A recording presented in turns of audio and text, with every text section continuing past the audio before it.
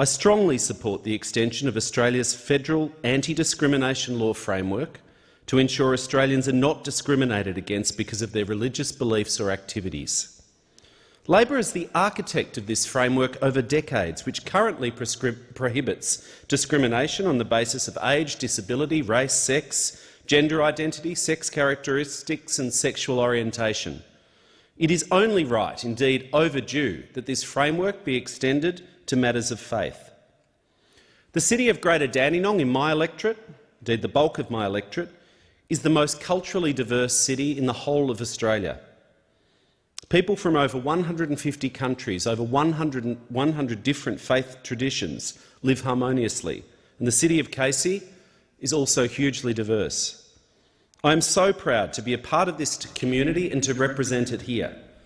My community is not just one of the most culturally and religiously diverse places in Australia, but indeed the entire world. A shining example of what a community that embodies respect for difference and harmony looks like.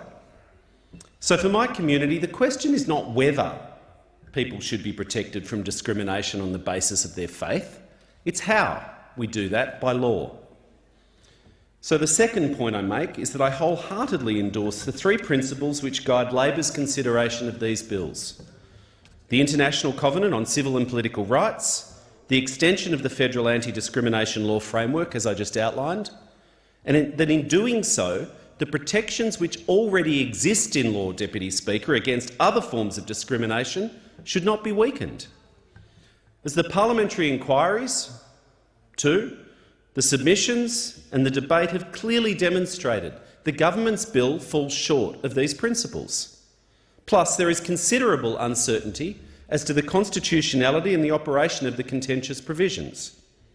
And so the third point that I make, Deputy Speaker, therefore, is that the bill must be amended to ensure we don't introduce new forms of discrimination, to remedy the government's errors and incompetence, and to address the glaring gap of vilification. I say this is an opportunity that this bill provides for us to deal with this issue. Now, I've reached the conclusion that I've stated, having listened carefully to everyone who's contacted me, people of faith and no faith in our community who want and deserve protection from discrimination on the basis of their faith or religious beliefs, and numerous others from every suburb in Bruce, me but one, who do not want to be subject to discrimination on the basis of their sexuality, their gender, their disability, their marital status and so on. It should not be beyond the wit of this parliament to do this, to extend anti-discrimination protections to faith groups while not undercutting the existing rights of Australians, to legislate in a way that brings Australians together. As the Labor leader said so aptly, we have the opportunity tonight to bend the arc of change, to bend the arc of history towards justice. And so the amendments that Labor's foreshadowed today will address the bill's deficiencies. They will improve the bill. They'll fix the problems. 4 points.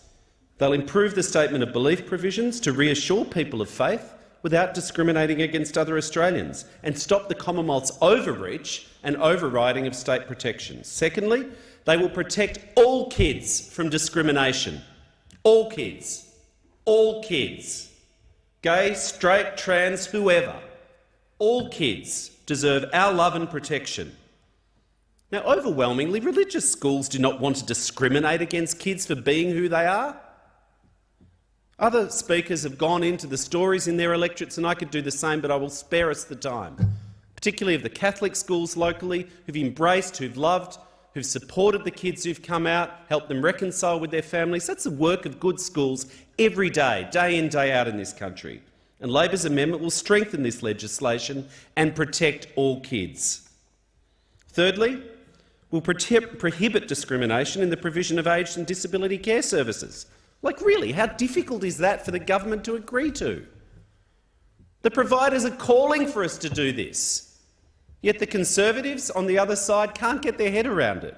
And fourth, we will use this as an opportunity to ban vilification on the grounds of religion, to prevent people from threatening, intimidating, harassing or vilifying others on the basis of their faith. All of these improvements are important. We should all be able to agree on all of them, Deputy Speaker. But the last deserves special comment for my community. The government's bill fails to protect people of faith from vilification. A glaring omission if we're serious about preventing discrimination against people of faith. I know in my community that Islamophobia and anti-Semitism are on the rise. The Sikh, the Hindu and other visible religious minority communities are targeted too. But perversely, deliberately, perversely, who knows? Incompetently? Who knows with this government? The government's bill fails to deal with this urgent issue of vilification that is of greatest importance to many faith communities. Indeed, the number one issue which so many faith communities ask the government to address, they don't do. So Labor, of course, will push for these amendments, which I hope will pass this House. But if they fail, of course we will not stand in the way of the Senate considering the amendments. That's how the Parliament works. Frankly, we have a better chance of securing the outcome in the Senate, but I hope we can rise to the occasion and do the right thing here tonight. We will move them here, we will move them there, we will insist on them here and there.